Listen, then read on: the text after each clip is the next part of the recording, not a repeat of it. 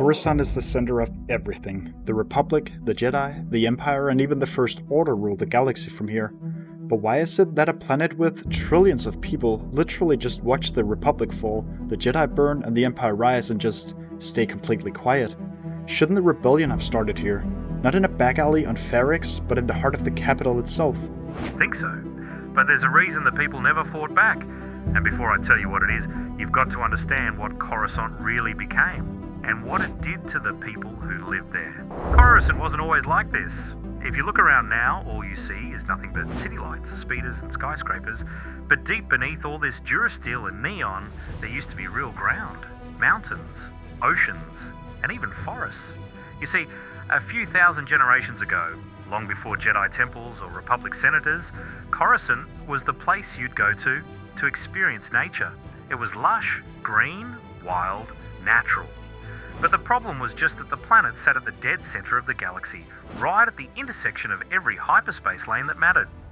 Those living on Coruscant back then had no idea that their precious nature would soon be forever hidden in shadows.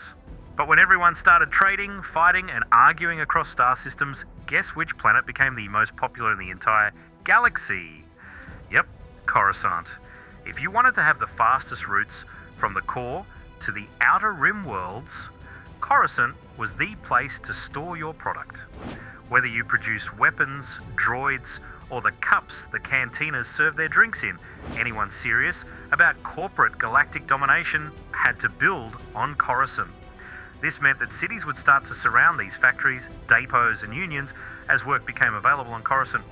But there's just one little problem with having just one planet in the dead center.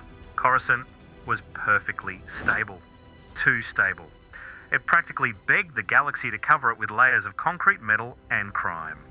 So they didn't just settle Coruscant, they paved it over. The oceans were drained and tunneled. Mountains were flattened or turned into foundations, whole forests cut down to make space for buildings and landing pads. So, piece by piece, generation after generation, they built upwards and downwards until the entire planet became one enormous machine. No surface left untouched.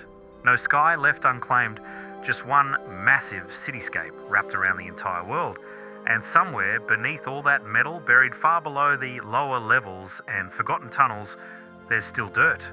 Actual soil. Some people say there are even rivers still running down there, rivers no one alive's ever seen. And honestly, that's Coruscant's big tragedy. In my eyes, at least, it became exactly what the galaxy needed it to be. A lifeless core, an endless city, a place everyone came from, but nobody really belonged. I've always wondered, since Coruscant is just one big city, how do people tell each other apart? I mean, everyone's from the same place in a way, no? First of all, kid, Coruscant's not one city. It's thousands stacked on top of each other, but the citizens didn't necessarily pick it themselves. Most are just born on whatever layer their parents could afford, and they stay there. Each level's got its own story, its own laws, and its own kind of nightmare. And that's how people tell each other apart. Not by name, not by species, by the level they come from. It's a system that brands you from birth, one look, and everyone already knows your status, where you belong and where you don't. That's kind of dystopian. So how many floors are there? 5,127 to be exact. I could go through what it's like on all of them, but it'd be way easier to just classify it the exact same way us clones were trained to see it whenever we had to do recon or surveillance. There's 3 different worlds, so to speak, or types of layers if you'd like. Let's start at the top, the upper levels, they call it. Clean air, clear skies, senators, Jedi, diplomats. You've probably seen holos of it. Pretty place, if you ignore the politics, but the truth is most folks up there, they've never set foot on solid ground their whole lives. They live and die on balconies, towers, and private speeders, never touching anything that's not polished or sterile. It's comfortable, but fake, like everything else the Republic pretended to be. Then you've got the middle levels. This is where most folks actually live. Not glamorous, but not exactly starving either. Traders, mechanics, security, everyday people just making do. Here, life's loud. Speeder traffic, cantinas, neon signs buzzing so bright you forget there's no sun. People get by, but they don't ask questions either. The Jedi Temple, the Senate, it's all just holo news to them. background noise to keep the rhythm of daily life. You recently saw what happened on Gorman. I mean, for once, they showed you the truth. And even there, it's obvious people on the middle level has no chance of knowing what happens outside of their level and hollow screen. And then you hit rock bottom, literally. The lower levels, no sunlight, barely any air filters, rust and shadow as far as you can see. Down here, it's a different galaxy entirely. Criminal gangs, spice dealers, bounty hunters, clone deserters. If you needed to hide, disappear, or bury secrets, this is where you went. I've been down there tracking traitors, criminals, and deserters who ran out of hope. And let me tell you, the locals don't play nice. Some are generations deep, never even seen the surface. They're pale, gaunt, hardened by darkness. They've built their own language, customs, rules. Some even say they're not really human anymore. But it makes sense. If you survive in darkness long enough, you start to become part of it. And the Republic? They pretended the lower levels didn't exist. No law enforcement, no Jedi interventions, nothing. If you were unlucky enough to end up down there, you were forgotten, like we clones after the war.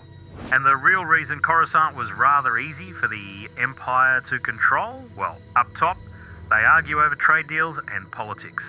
In the middle, it's all about getting by, while debating who up top sounds like they're right, or have the right intentions.